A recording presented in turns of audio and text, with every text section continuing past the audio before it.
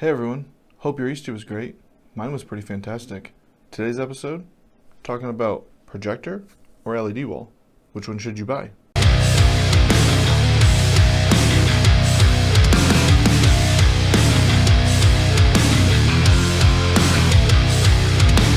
What's up everyone? Thank you so much for joining me. Like I said, hopefully you guys had a great Easter. I had a great one. Before we get started, if you're new to the channel, which most likely you are, please hit the subscribe button. Also, if you are liking that thumbs up button, I really appreciate it. Make sure you comment down below. Let me know, do you have an LED wall? Do you have a projector? That's what this episode's all about. What helped you make your decision? So comment that down below. So that's the big question.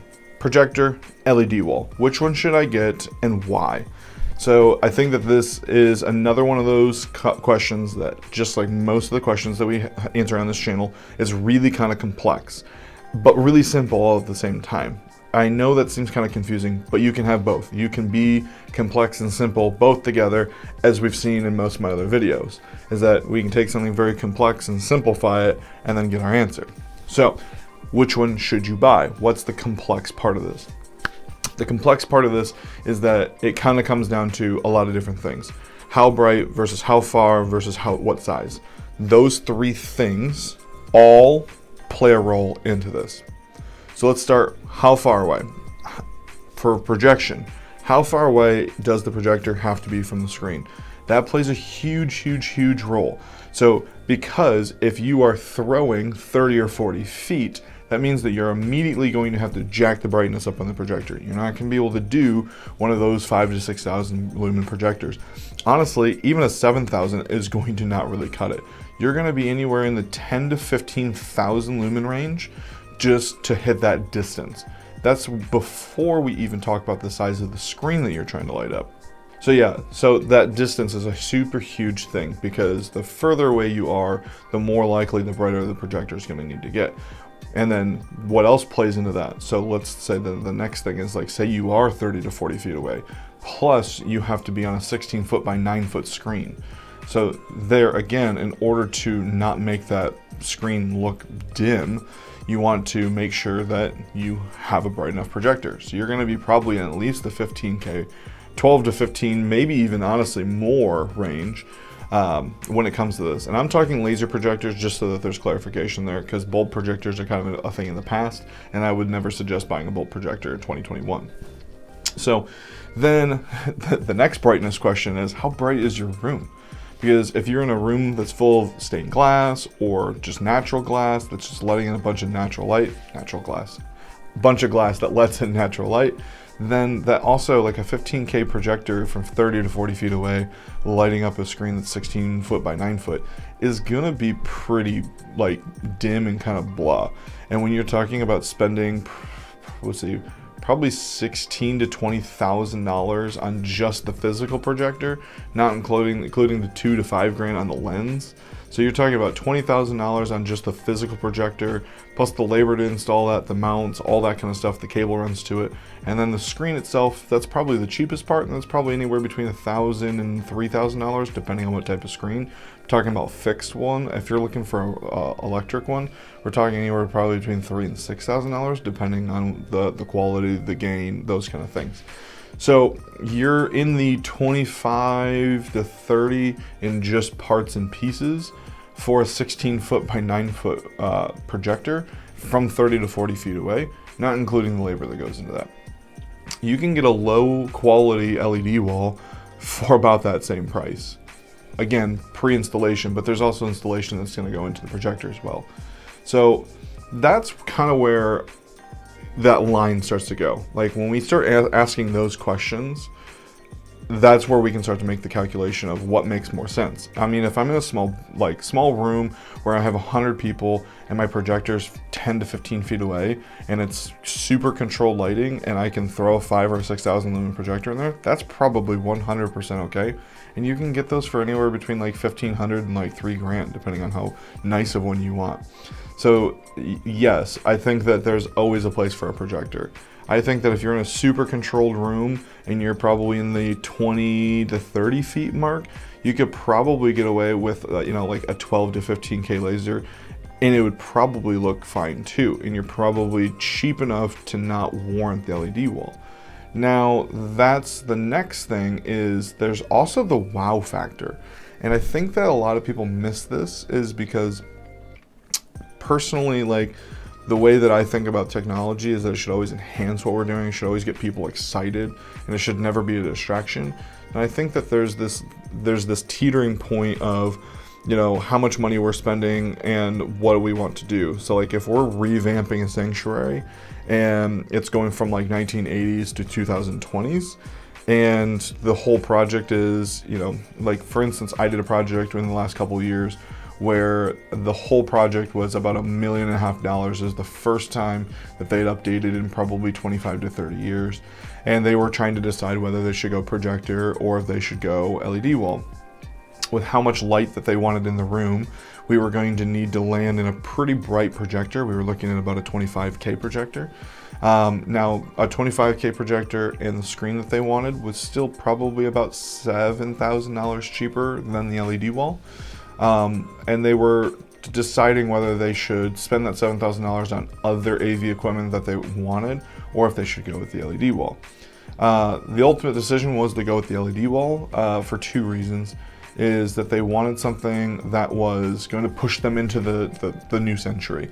They wanted a little bit of a wow factor, especially spending all that money on everything else, that they wanted to make sure that people weren't going to ask questions of where all the money went. And there's a level of that I think that I 100% agree on, is making sure that people feel like the funds are being spent correctly. And when we were that close on $1.5 million project, the math ended up being like it was such a small portion of the budget that everyone was like, this is kind of a no-brainer. So, but kind of getting back into like the technical side of things, I think that there's a lot of people that buy LED walls that shouldn't be buying LED walls. I've had clients come to me and say, I need an LED wall, have to have an LED wall. And I go through those questions with them and come to find out that they're rear projecting, which is dropping down the brightness. It's an old bulb projector that's a 5,000 lumen projector. And they also haven't changed the bulb in like 4,000 or 5,000 hours. So like you could barely see anything. We've swapped it out for a 12K laser projector from across the room with a gain of a 1.5, I believe. And it looks amazing. Like they have a ton of natural light in that room. You can see everything crystal clear. Like they've never had a problem. So that was, I think we ended up getting that for about $13,000 rather than the $40,000 for the LED wall. So it ended up being a significant price drop because of that. Now, if we were much dimmer than that, we wouldn't have been able to we wouldn't be able to go dimmer. So those are the trade-offs where you just have to ask those questions to make sure. How far away am I? Because that's going to dictate how bright you have to be. How big is the screen versus how far away the screen is. You know, that's those two play into it together. There's calculators out there that can help you guys figure that out. And then how bright is the room? And then also, I think the fourth question that I would ask is, what kind of content are we putting on there? Because there's a lot of times where there's a lot of people that are like, you know, listen, like we just need a big screen because our room's kind of big. And we just have black background, white words. Like that's all we're gonna do. We're not doing any video content. We're not doing anything else. That's all we're gonna do. That plays a huge role into that. So I think that that's the fourth question that I would ask yourself to make that decision.